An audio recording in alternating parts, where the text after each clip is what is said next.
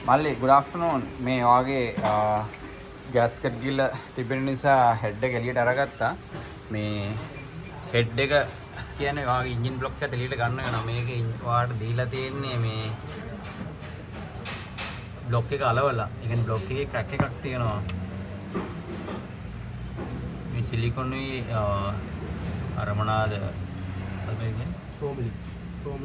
ෆෝමිනිට අර MC කියන්නේ අන්න ඒක දාලා අලවලා තමයි මේ බ්ලොක් එක තියෙන්නේ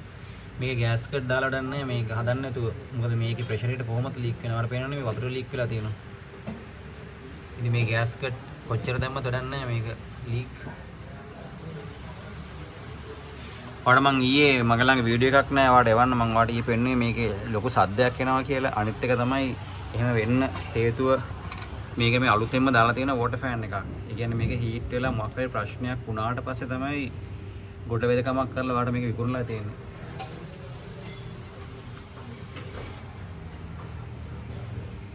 මේක මෙහෙම දීලා හදන්න බෑ එන්ජින් එක එළියට ගන්න වෙනවා හදන්න. එන්ජින් එකේ බලන්න බ්ලොක් එක හදන්න පුළුවන් තත්ත්වයක තියෙන්නේ කියලා. එහෙම නැත්නම් ඒ බ්ලොක් එකක් මේකට දාන්න වෙනවා.